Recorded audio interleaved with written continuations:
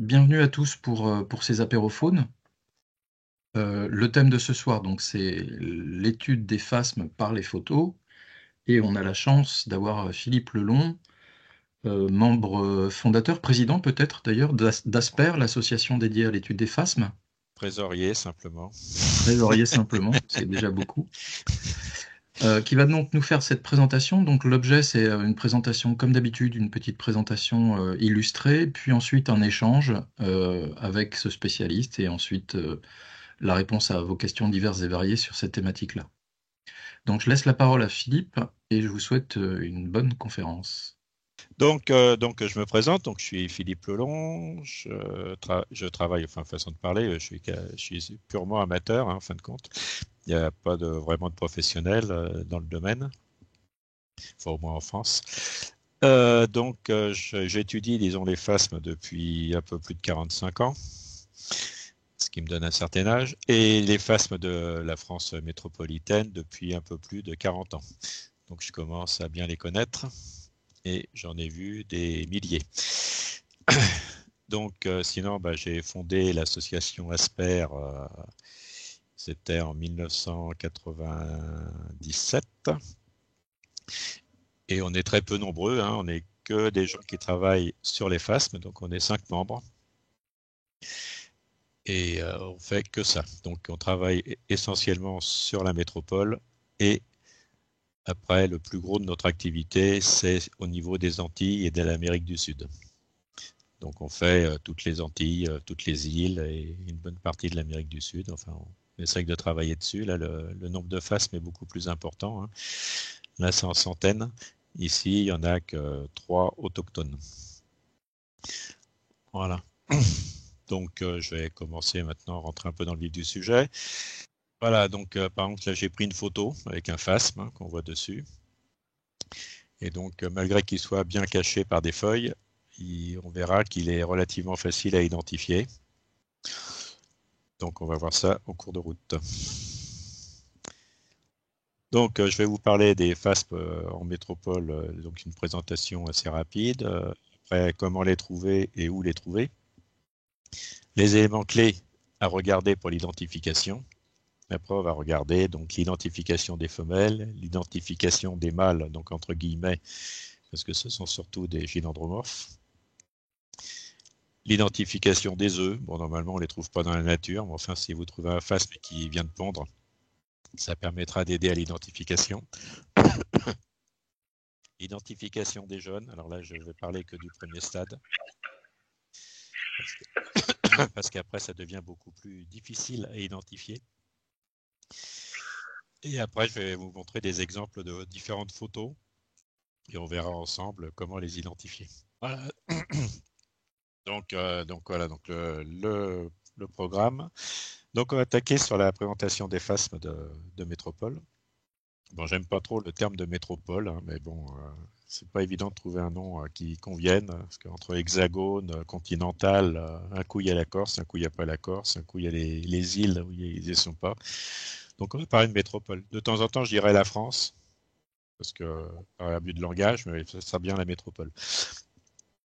Donc, alors les phasmes de métropole. Donc, on va parler déjà des 3 espèces autochtones, donc qui sont relativement connues en général, hein. Le plus grand, Bacillus rosius rosius. Alors je dis rosius rosius parce que c'est une sous-espèce, parce qu'en Europe il existe d'autres sous-espèces. En Espagne il existe Bacillus rosius cataloniae, et en Italie, dans le nord-est et le sud de l'Italie, il existe Bacillus rosius retonbacheri.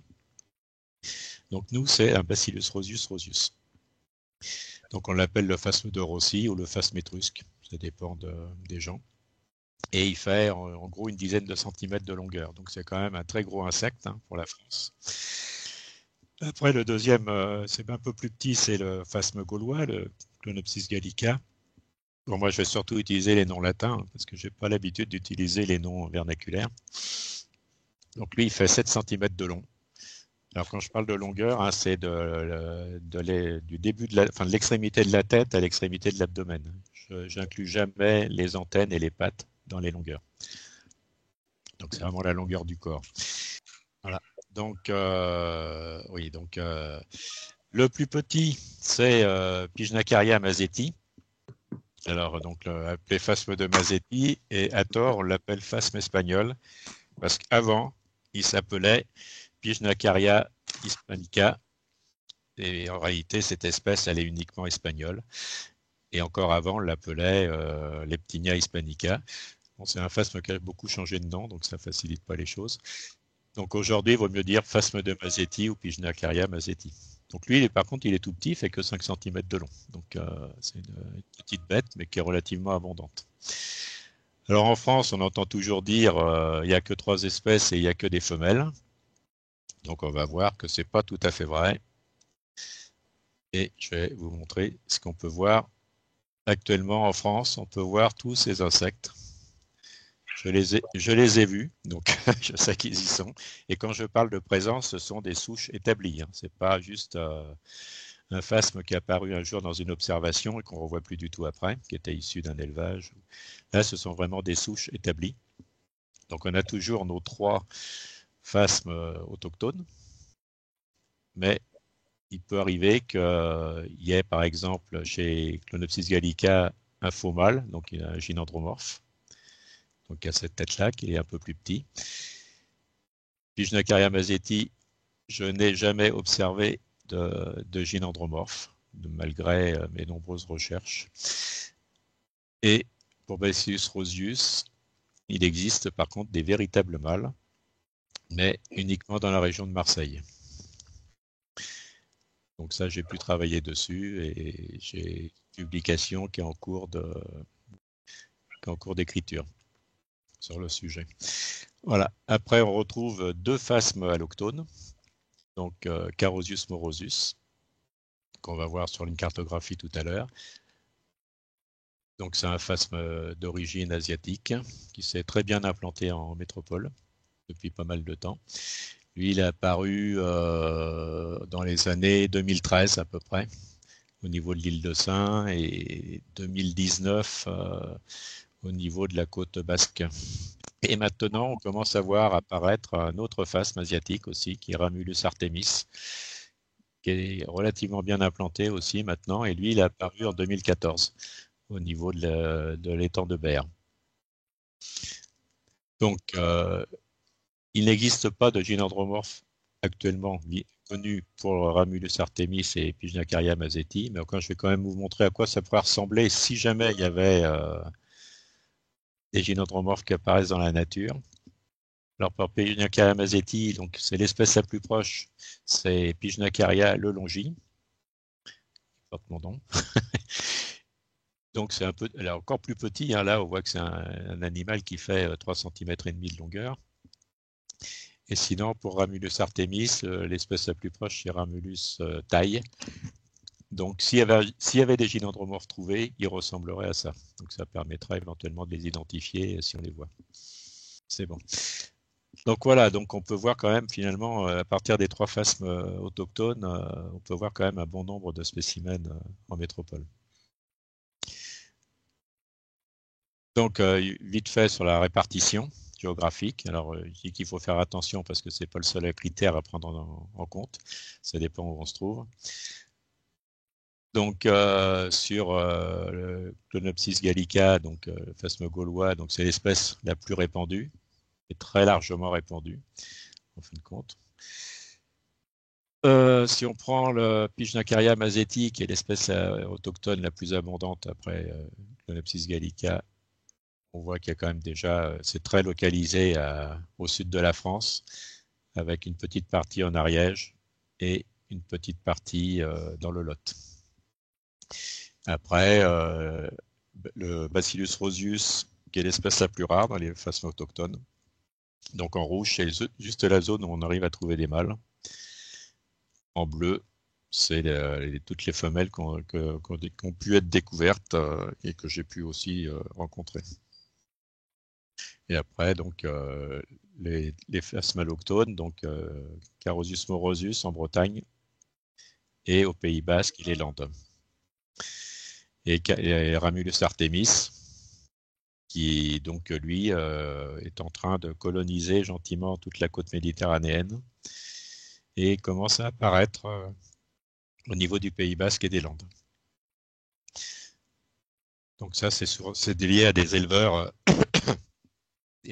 qui sont pas très rigoureux et qui libèrent des individus dans la nature. Et certains arrivent à s'adapter. Donc on voit qu'en fonction de la région où on se trouve, donc on peut se retrouver avec un seul phasme, 2, 3 ou 4. La Corse, il n'y a que 2 espèces, Clonopsis gallica et Bacillus. Le Pycnocaria, il n'a jamais été mettre les pieds en Corse. Donc maintenant, on va regarder où les trouver et comment les trouver. Alors comment les trouver? La technique, c'est soit le hasard. On rencontre un phasme posé sur un mur. Donc c'est la plupart des observations que je vois dans Faune France, c'est ce genre de cas. Ou des gens en train de jardiner qui tombent dessus, enfin ils ne les cherchaient pas. Sinon, recherche active, il y a 3 méthodes. Donc il y a le battage, que les entomologistes connaissent bien, avec un bâton et un parapluie japonais. Donc ça marche surtout bien au printemps, donc avril. Enfin, les phasmes dans autochtone, ils apparaissent au fin février, début avril dans la nature.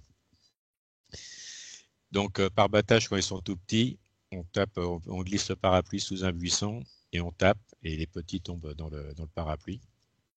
Ça marche relativement bien. Sinon, il y a la technique de pulvérisation.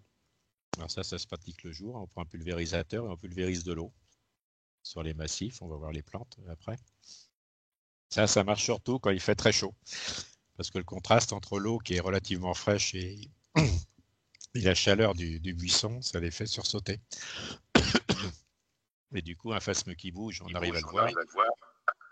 S'il ne bouge pas, j'ai de l'écho. S'il ne bouge pas, c'est extrêmement difficile à voir, sauf si on est très entraîné. Et la nuit, il n'y a qu'une seule technique, c'est la lampe torche. Et ça, c'est surtout réservé aux plus gros phasmes, donc Bacillus rosius ou Clonopsis gallica. Dans la journée, avec la pulvérisation, on arrive à trouver toute la journée très facilement Pycnocaria mazzetti et Clonopsis gallica. Et à tous les stades. Ça, c'est réservé vraiment que pour les petits, pour le parapluie. Alors, où les trouver? Donc maintenant, ils vivent sur leurs plantes hautes. En général, ils ne se baladent pas trop ailleurs. Donc Bacillus rosius, il vit essentiellement sur la ronce. Après, sur les filaires, donc des plantes de la famille des oliviers, donc les filaires à feuilles étroites ou à feuilles larges. Les nerfs bruns, donc il y a le nerf brun d'Aterne ou le nerf brun des rochers. Et les bruyères, alors là, il y en a pas mal de bruyères sur lesquelles on les trouve. Les bruyères arborescentes, les bruyères à balais, les bruyères à fleurs nombreuses, en fonction du biotope où on se trouve. Le Clonopsis gallica, lui, il est très polyphage, donc on arrive à le trouver sur énormément de plantes. Sachant que ses plantes principales, c'est quand même ronces, rosiers, pruneliers, et quand il est tout petit, sur les petites pimprenelles. Il y en a énormément sur les petites pimprenelles. Après, on le retrouve sur l'aubépine, la myrte, les bruyères, mais beaucoup plus, très polyphage. Et Pycnocaria mazzetti est beaucoup moins polyphage, lui. Sa plante de prédilection, c'est le doricnium, enfin le lotus doricnium. C'est la photo qu'il y a ici, là. C'est un petit Pycnocaria sur le doricnium, donc la doricnie à 5 feuilles, comme on l'appelle, à 5 folioles. Et après, sur de nombreux genêts, il arrive à vivre, notamment sur des genêts assez épineux, souvent, les genêts de Provence, les ajoncs ou les calicotomes, qui sont que des plantes très épineuses. Et il y a des toutes petites feuilles quand même au milieu des épines, il arrive à manger ça. Donc, et c'est assez fréquent. Aussi, souvent sur le genêt cendré. Voilà, donc quand on connaît les plantes et qu'on a une méthode pour les chercher, on a plus de chances de les voir. Maintenant, je vais vous parler des éléments clés pour l'identification. Donc là, si je prends, ça c'est un Pycnocaria mazzetti.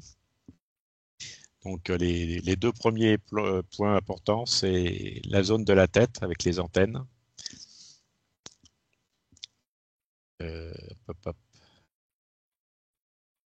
J'ai appuyé sur la souris par erreur. Et l'extrémité abdominale. Alors, essentiellement, l'extrémité abdominale vue de dessous, parce qu'on voit les pièces génitales. Alors que sinon, je vais mettre le pointeur laser. Voilà. Et quand on voit les pièces génitales vues de dessous, c'est beaucoup plus facile. Mais enfin, sinon, une vue de dessus ou de profil, déjà, ça aide pas mal. Et après, les tibias, les fémurs. Alors, les fémurs antérieurs, on va voir leur importance, notamment la base des fémurs antérieurs. Et après, les fémurs médians et postérieurs. Voilà. Bon, après, il y a l'ornementation, comme là, les Pycnocaria mazzetti ont une grande ligne blanche sur tout le long du corps. C'est des choses qui peuvent aider à déterminer, notamment sur des photos. Et après, les ornementations, s'il y a des épines ou pas sur le corps, s'il est très lisse ou pas. Voilà, donc on va s'attaquer aux femelles, là, pour commencer. Alors là, je parle des 5 espèces qu'on trouve. Alors, il y a des chiffres là, mais enfin bon, en gros, ça veut dire que Carausius morosus, c'est donc une espèce alloctone qu'on trouve en Bretagne et au Pays Basque et dans les Landes. Lui, il est facile, il a des très très grandes antennes. Donc au moins sur les photos, si on voit les antennes, il n'y a pas de doute, c'est lui. En plus, il a des petites pattes par rapport aux autres phasmes. Donc petites pattes, grandes antennes. C'est un Carausius morosus. On verra après que la base des fémurs antérieurs, s'ils sont rouges, ça peut aider, mais c'est uniquement valable sur les adultes. Les Ramulus artemis, eux, c'est un phasme qui commence à apparaître, qui a surtout de très grandes pattes. Donc les pattes sont aussi longues que le corps, quasiment. Alors que lui, elles font la moitié du corps. Et il a des antennes moyennement longues, on va dire. Et nos trois espèces autochtones, donc le Bacillus roseus, qui a les antennes les plus longues, la base des pattes antérieures rouges, uniquement quand ils sont adultes. Et après, les autres ont des petites antennes. Et vu comme ça, ils se ressemblent beaucoup là. Sur une photo, si on a juste le début comme ça de la tête, c'est pas évident à identifier. Voilà, bon après les chiffres, c'est juste le rapport des antennes. En gros, si je prends que les trois espèces autochtones, lui il a des grandes antennes, donc l'antenne représente à peu près un tiers des fémurs. Là, elle représente un cinquième des fémurs antérieurs. Voilà. Si je continue, donc on va zoomer un peu plus sur les têtes. Alors, les points importants. Donc, on a dit Carausius morosus, c'est la base des fémurs pour les adultes rouges. On retrouve la même chose sur Bacillus roseus. Donc, ça ne facilite pas, sauf que là, il y a des grandes antennes. Là, il y a des antennes quand même qui sont nettement plus petites. Et il y a deux petits points noirs sur le prothorax. Ramulus artemis, vu comme ça, il n'y a pas grand-chose. Bon, les antennes sont nettement plus longues que les phasmes autochtones, mais pas aussi longues que Carausius morosus. Après, on a la base des antennes, donc le premier article, le SCAP, qui est très gros, comme chez Carausius morosus, alors qu'il est petit chez les phasmes autochtones. Voilà, donc après, les longueurs des antennes comparées, les deux plus petits, Clonopsis gallica et Pycnocaria mazzetti, ont des antennes à peu près de la même longueur, entre 3 et 4 mm.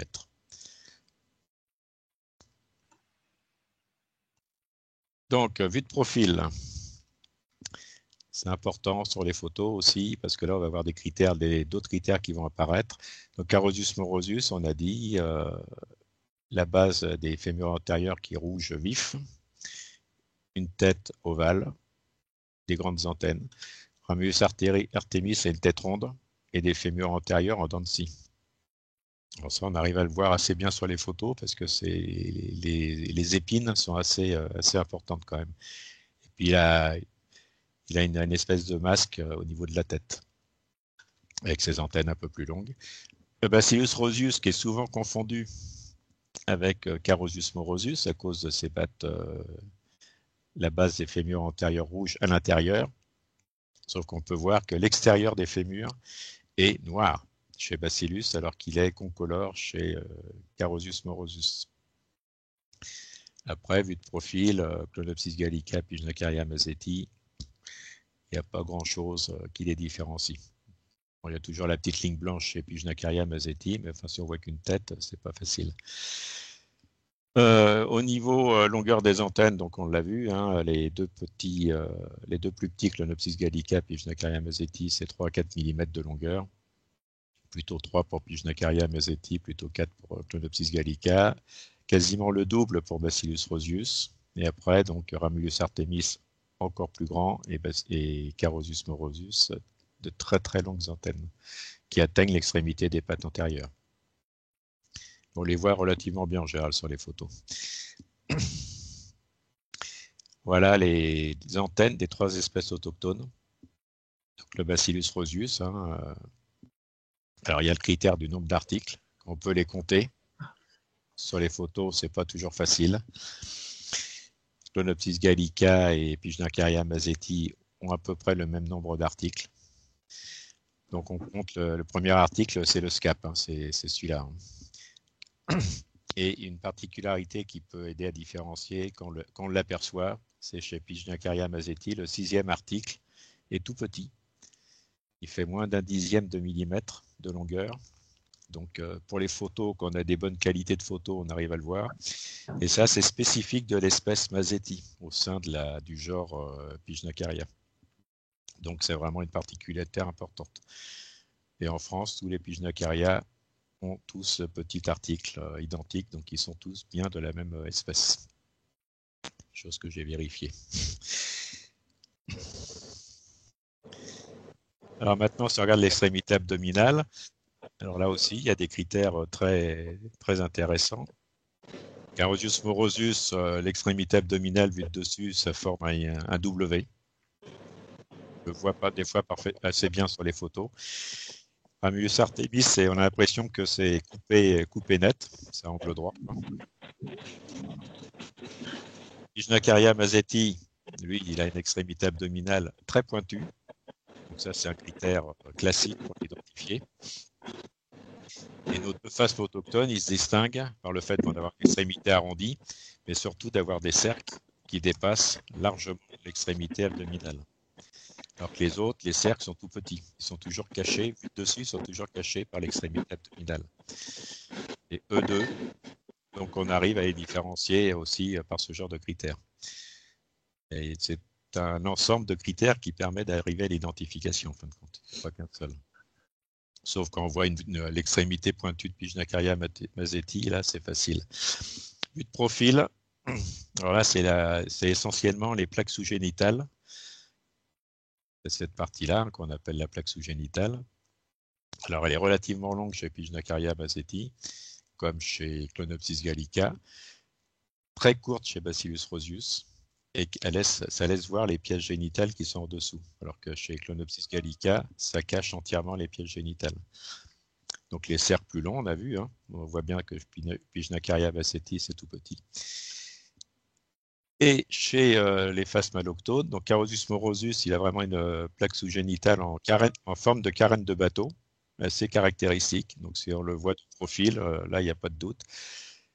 Et chez Ramulus artemis, c'est une plaque génitale longue. Dans les 2 cas, ça atteint l'extrémité abdominale chez les alloctones. Et elle est arrondie. Il y a pas de... Par contre, chez Ramulus artemis, il y a ce qu'on appelle un organe préoperculaire, qui est une épine très, très, très prononcée et très visible. Chez Carosus morosus, ça fait juste une tache noire. Même chose chez Bacillus rosius. Par contre, chez Clonopsis et Pycnacaria, il n'y a pas d'organe préoperculaire. Donc on va le voir, ça a aussi un rôle important.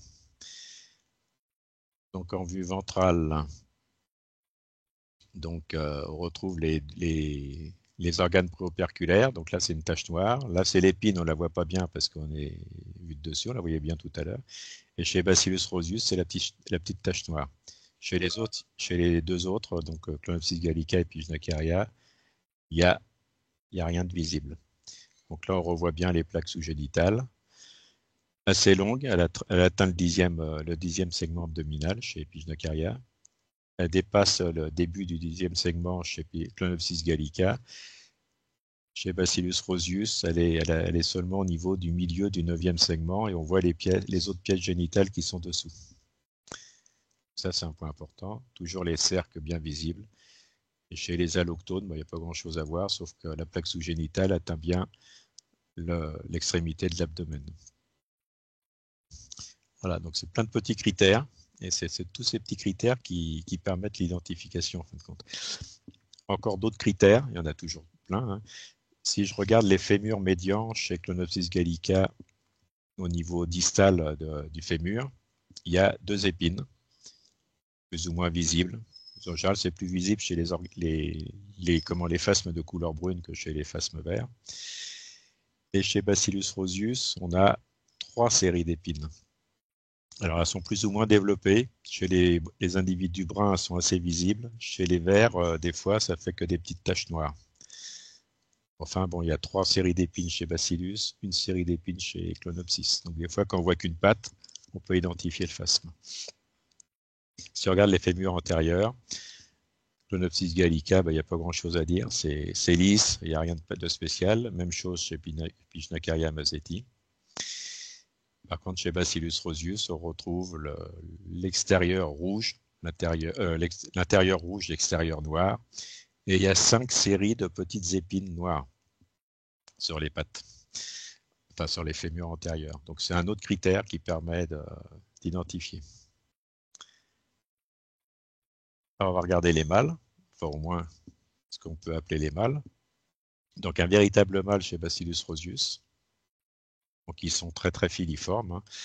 On va le voir un peu mieux, mais enfin il a des grandes antennes. Et chez Clonopsis gallica, ce sont que des gynandromorphes. Et on verra qu'on peut les distinguer assez facilement. Bon, lui, il a des petites antennes, le Clonopsis gallica. Lui, des grandes. Après, le thorax est rouge au niveau dorsal et vert sur les côtés, les faces latérales. C'est l'inverse chez Clonopsis gallica. C'est vert dorsal et rouge en latéral. On va le voir un peu mieux sur des photos. Donc voilà les 2 têtes. Donc des petites antennes, hein, on peut toujours compter le nombre d'articles assez facilement. Sur Clonopsis gallica, il en a aussi à peu près comme la femelle. Chez Bacillus rosius, les antennes sont beaucoup plus longues et les articles ne sont pas faciles à compter parce qu'ils ne sont pas aussi segmentés que chez Clonopsis gallica. Donc on retrouve le dos du thorax rouge, vert sur les bords, et là on le voit moins bien, enfin c'est vert en dorsal et rouge en latéral. Et l'extrémité abdominale est très différente. Chez Bacillus rosius, on a vraiment une forme assez caractéristique du dernier segment abdominal. Et chez Clonopsis gallica, il est très très incisé avec des dents.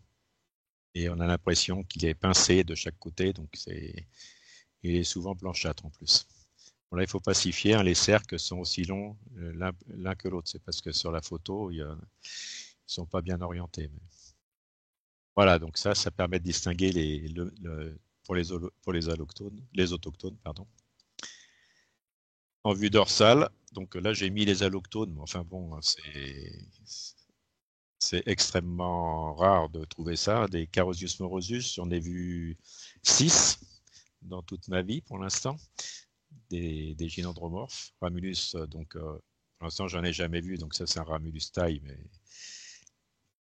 Clonopsis gallica, non, j'en ai vu 2 chez Carosius morosus, j'en ai vu 6 chez Clonopsis gallica, alors que j'en ai vu des milliers. Hein, de femelles. Donc, et les Bacillus rosius, par contre, quand on est dans la bonne zone, là, il y a plus de mâles que de femelles. Donc voilà les formes caractéristiques, hein, qu'on retrouve. Celui-là, je l'ai mis, mais enfin, normalement, il n'existe pas en France. Donc, sauf si on tombait sur un gynandromorphe un jour, on peut espérer qu'il ait à peu près cette tête. Mais c'est pas dit. Idem pour Ramulus taille.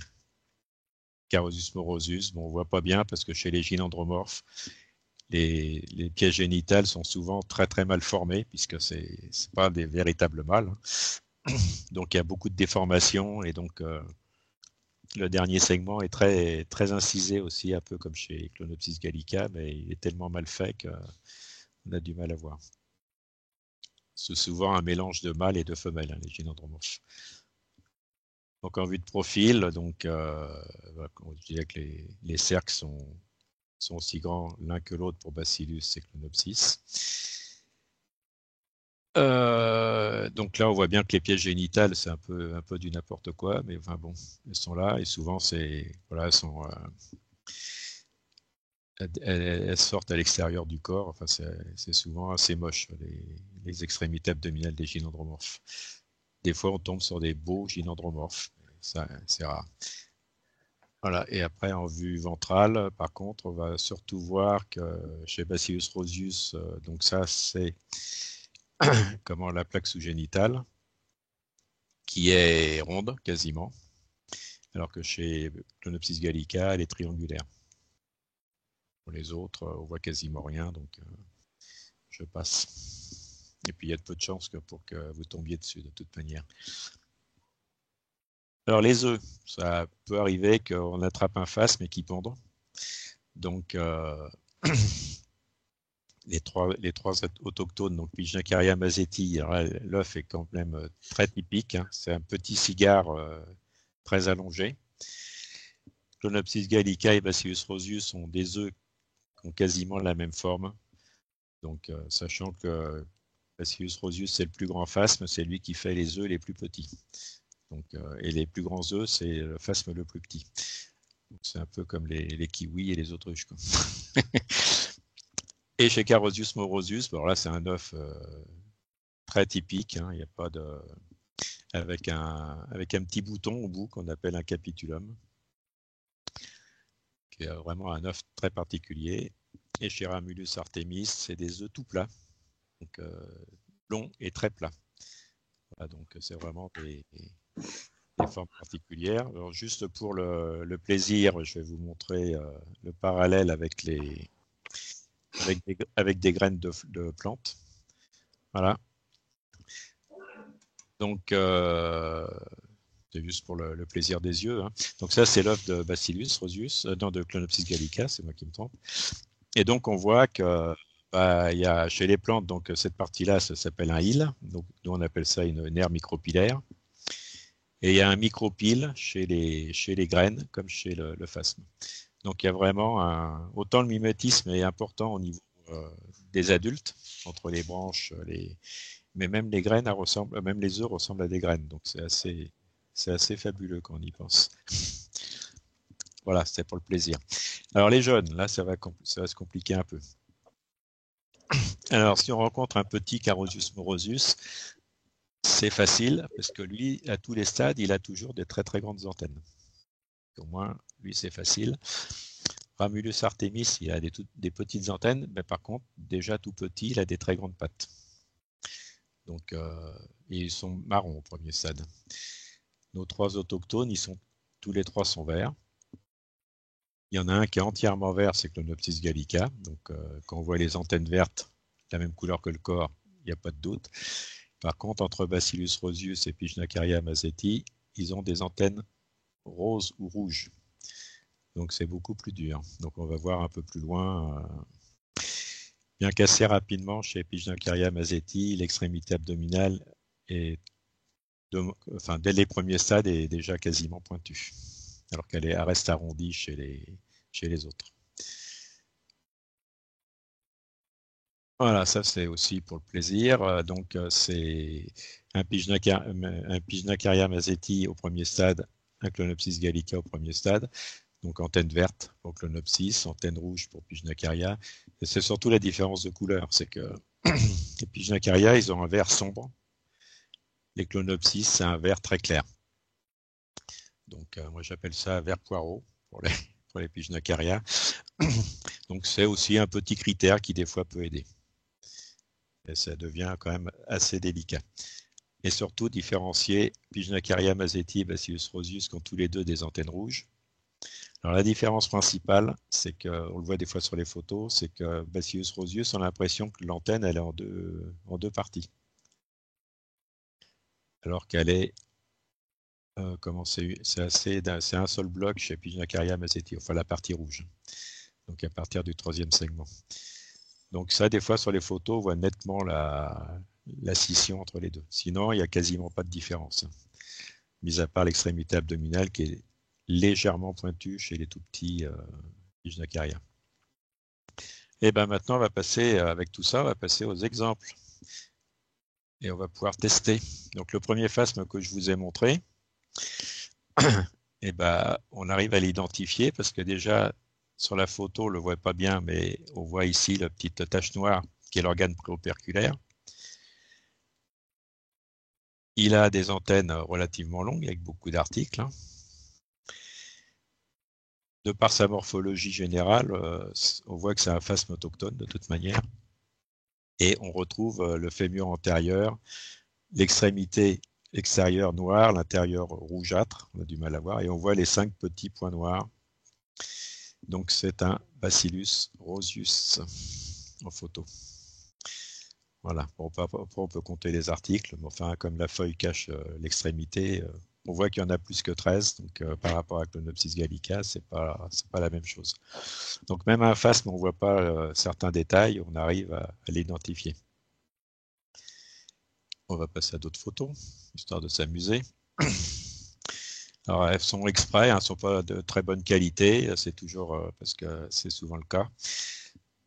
Donc là, on a un phasme qui est vraiment très uniforme, assez filiforme.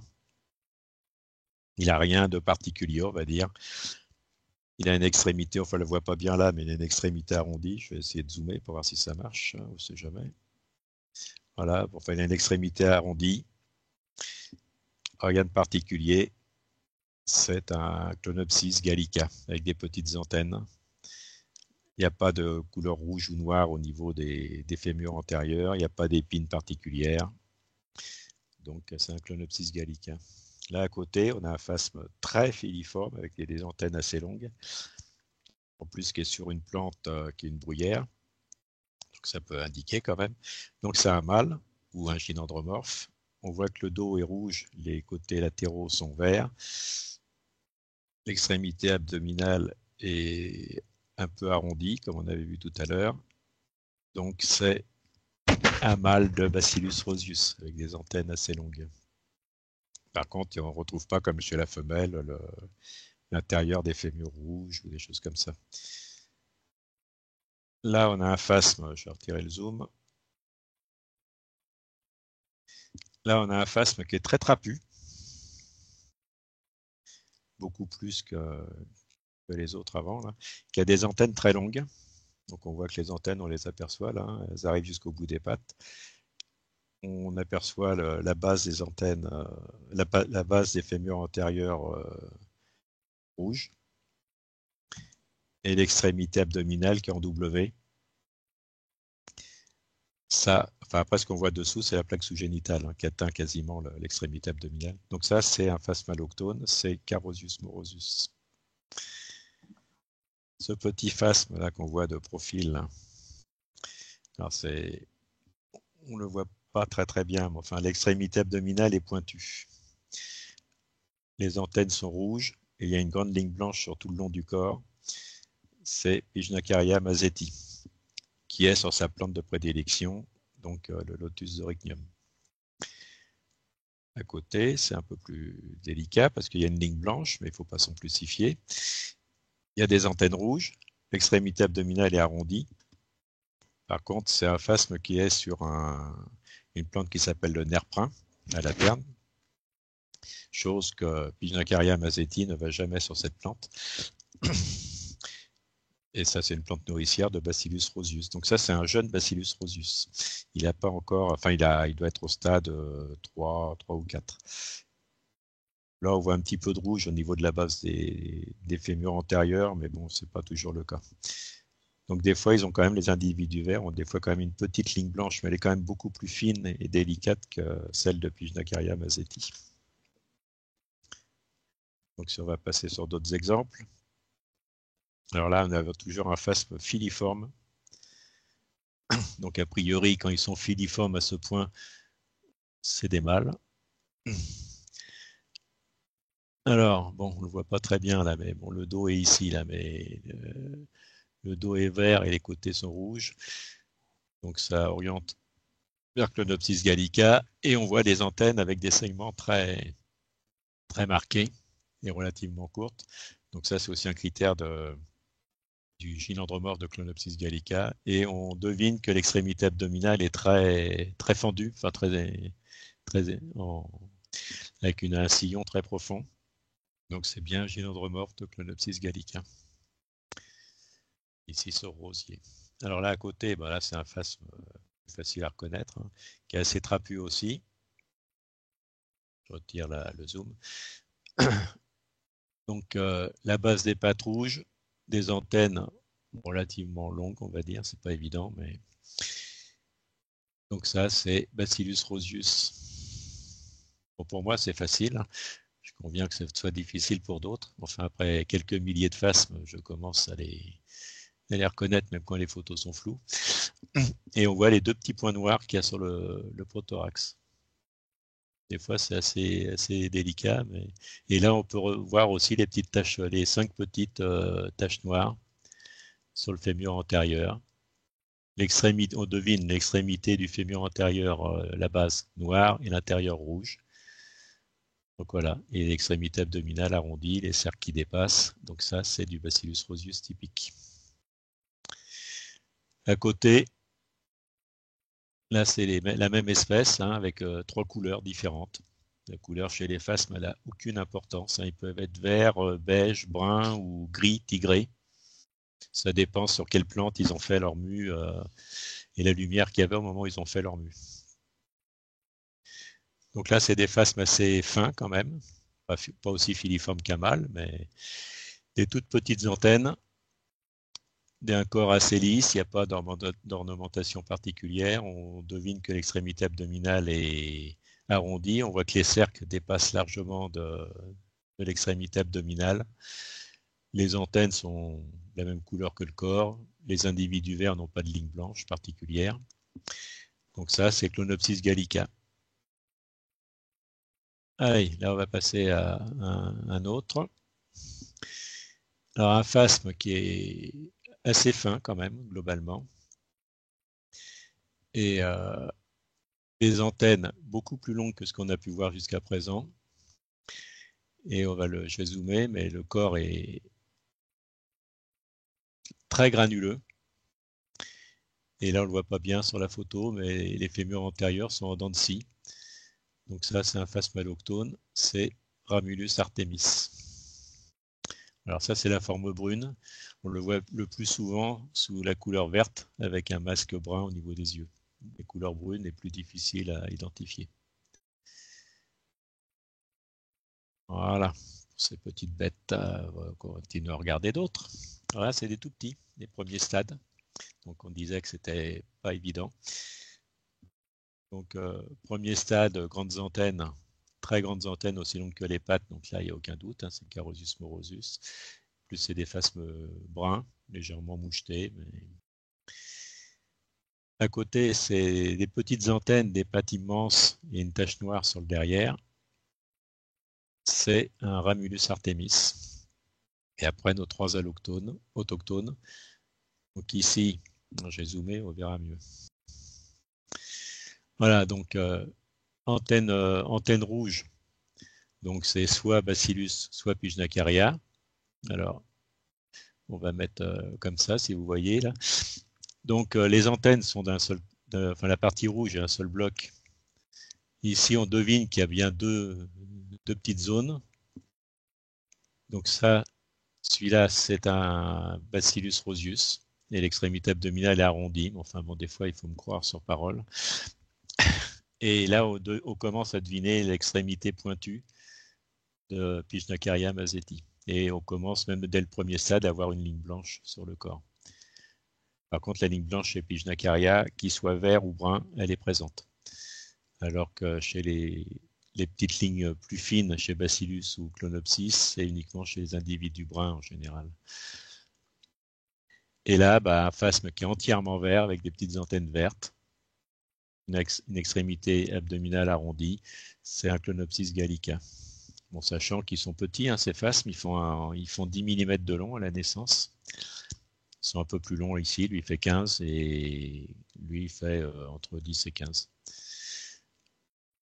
Voilà à peu près pour les différentes variétés. Et pour finir, donc juste encore un petit mot vite fait donc, sur ASPER, donc l'Association pour la systématique des phasmes et l'étude de leur répartition. Donc ça a été fondé en 97. Si jamais vous voulez nous contacter, c'est contact@asper.org, donc c'est pas bien difficile. Et après, il y a des sites internet. Donc si vous tapez Asper Phasme France, vous allez tomber sur les pages. Donc, il y a les pages dédiées au phasme français, il y a les pages dédiées à la cartographie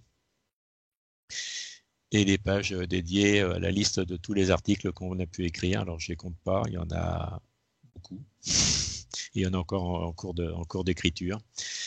Et sinon, sur Faune France, à préciser qu'il y a à cette adresse des petits guides pour les différentes espèces de phasmes et un guide pour pouvoir les identifier.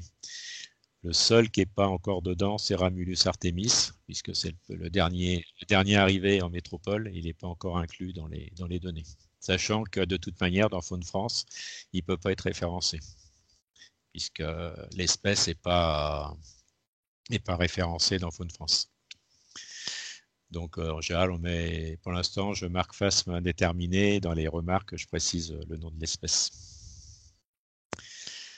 Voilà, j'ai fini ma petite présentation. Donc maintenant, si vous avez des questions, c'est le moment d'en profiter.